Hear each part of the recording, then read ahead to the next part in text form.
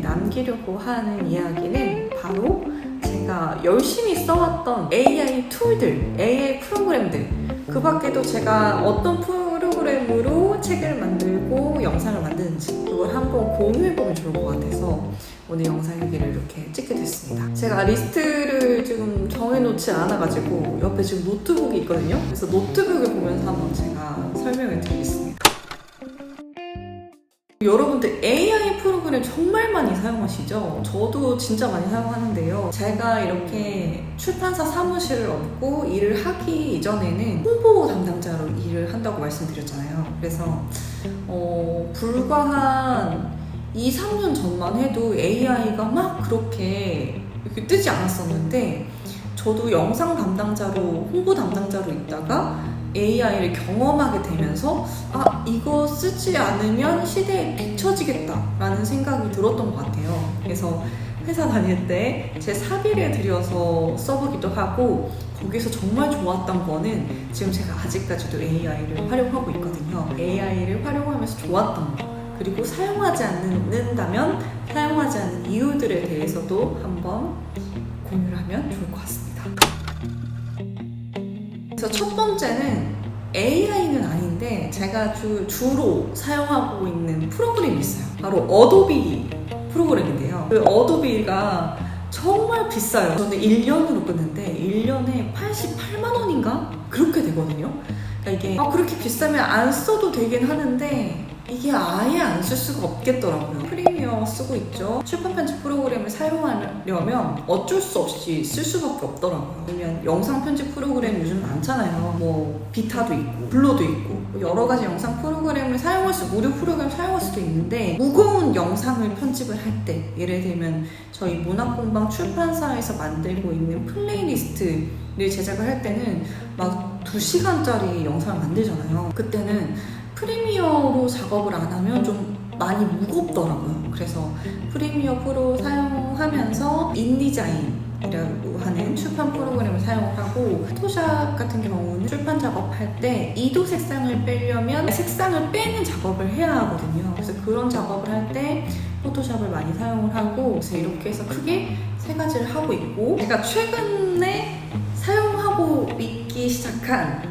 AI 프로그램인데 클로드 AI입니다. 클로드 AI는 제가 이렇게 영상을 해서 말을 한다거나 아니면 가끔 달리기 영상 같은 거 할 때 나레이션을 쓰거나 할 때 좀 더 정리를 해주는 편이더라고요. 쓴 지 얼마 안 됐어요. 정말 교체를 한 지 얼마 안 돼가지고 쓰고 있긴 한데 아직까지는 긍정적으로 잘 쓰고 있습니다. 그리고 2번째는 미드저니입니다. 5만 원대를 쓰고 있어요. 근데 미드저니를 쓰는 이유는 가끔 출판 작업을 할 때 비밀품 출판이나 이런 좀 문집 같은 거 만들 때 그 책 속에 들어가는 내지 디자인, 미드저니로 해서 이미지를 다운받거나, 제가 문학공방 출판사에 가끔 북 트레일러 영상이라고 해가지고 막 이미지랑 이제 뮤직비디오 같이 만드는 그런 영상들이 있어요. 거기에 나오면 다 이미지가 일관된 이미지가 나오거든요. 근데 미드저니 같은 경우는 이제 뭐라고 해야 될까요? 스킨이라고 해야 되나? 고정된 이미지를 쓸 수 있게끔 그 스타일 번호가 있어요. 원하는 스타일이 있으면 그 스타일을 프롬프터에 넣어가지고 일관된 이미지를 만들어주는 그런 프로그램이거든요. 그리고 미드저니 같은 경우는 홍보 담당자로 있었을 때도 굉장히 많이 썼던 프로그램이에요. 그래서 많이 사용했었던 기억이 있습니다. 그리고 3번째, 절대 끊을 수 없는 프로그램이 있습니다.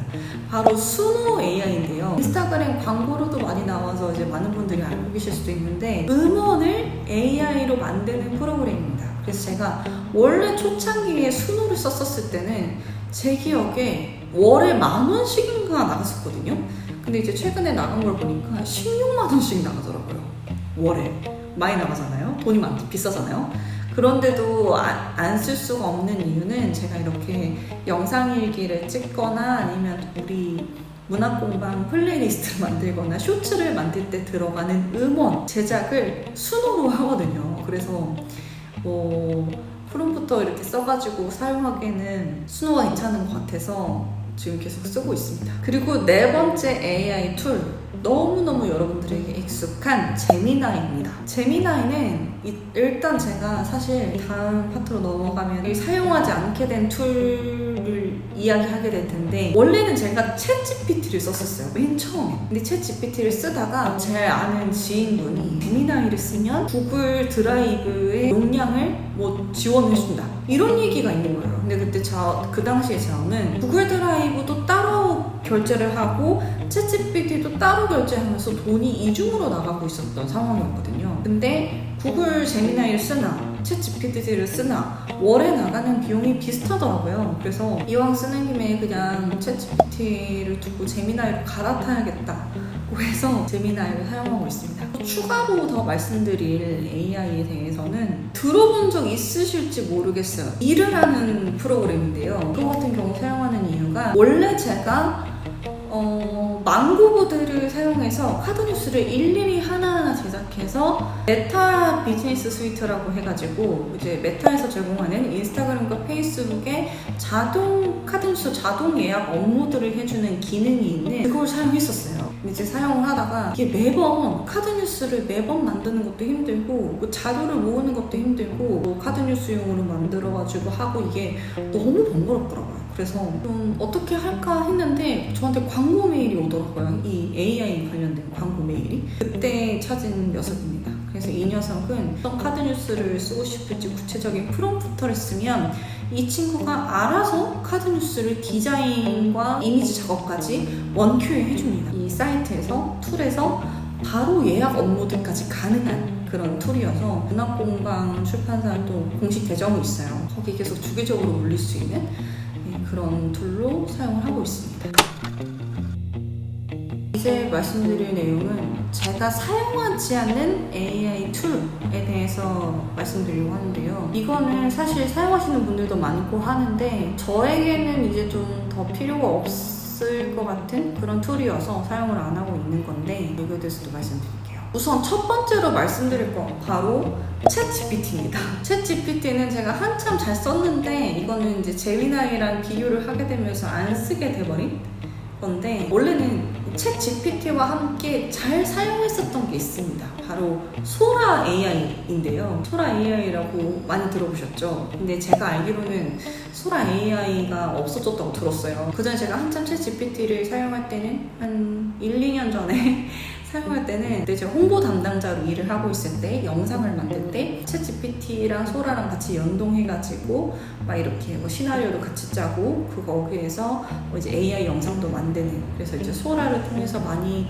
그런 작업들을 했었는데 영상 만드는 일을 조금씩 이제 정리를 하게 되면서 소라 AI하고도 이제 일을 하게 됐습니다. 그리고 제가 두 번째로 사용하지 않게 된 AI 툴, 클링 AI인데요. 클링 AI라고 정말 많이 들어보셨을 거예요. 이제 뭐 AI로 슈츠 만들 때 화면 전환이나 이런 것도 되게 자연스럽고, 저도 이 영상 담당자로 있을 때는 클링 AI를 많이 썼는데, 저는 클링 AI를 구독해서 썼다기보다는 그냥 이제 필요할 때마다 크레딧을 사가지고 크레딧을 소비하는 방식으로 그렇게 클링 AI를 많이 썼는데, 이것도 쓰지 않게 된 이유는 더 이상 쓸 이유가 없어서, 제가 그렇게 막 영상으로 업을 하지 않기 때문에 클링 AI를 쓸 이유가 없어서 그래서 쓰지 않게 됐습니다. 그리고 세 번째 툴, 사용하지 않게 된 툴, 힉스필드 AI인데요. 이것도 정말 많이 유명하죠. 영상 하시는 분들, 관심 있으신 분들 많이 알고 계실 것 같은데, 힉스필드 같은 경우는 사실 사용을 하고 싶어요. 근데 뭐 요즘 되게 많이 유명한 그게 있더라고요. 뭐 시네마틱 해가지고 막 이제 되게 인물이나 이런 것도 자연스럽고 일관적으로 만들어주고 또 스토리 있게 이제 스토리보드도 짜주고 막 이런 게 있더라고요.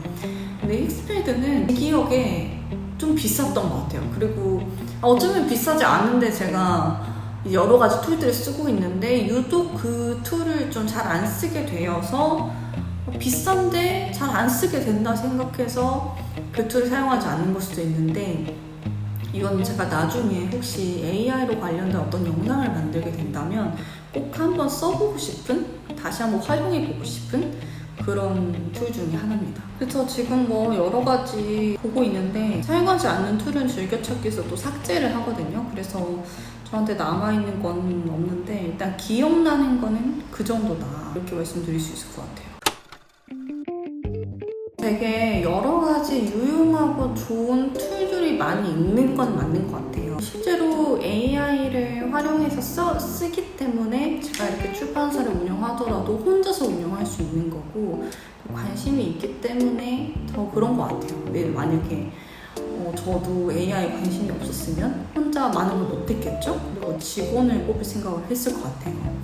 그만큼 AI가 우리 일상에 많이 들어와 있다. 1인 상업시대라는 말이 있잖아요. 이제 결국 사용할 수 있는 툴들이 많기 때문에 그것만 잘 사용한다면 이제 누구나 뭐 자기 PR을 할 수 있는 시대이기 때문에, 그래서 좀 AI를 더 잘 알고 잘 사용해야 한다는 또 강점이 있는 것 같아요. 근데 또 단점이라고 한다면 AI 툴을 무료로 사용할 수 있는 건 아니잖아요. 저도 많은 AI 툴들을 써봤지만 결국에는 쓰다가 중간에 구독 취소를 하거나 하는 경우도 있었거든요. 이게 AI라고 해서 다 좋은 게 아니고 나한테 정말 잘 맞는 AI를 찾고 그걸 또 잘 사용한다면 그게 정말 저에게 좋은 AI 프로그램이 아닐까 하는 생각이 듭니다. 그러면 여러분들이 사용하고 있는 AI 툴들은 어떤 게 있나요? 이제 서로 공유를 하면 좋을 것 같은데, 혹시 그런 게 있다면 댓글로 한번 공유를 해주시면 좋을 것 같아요. 그러면 다음 영상 일기에서 또 만나도록 하겠습니다. 안녕!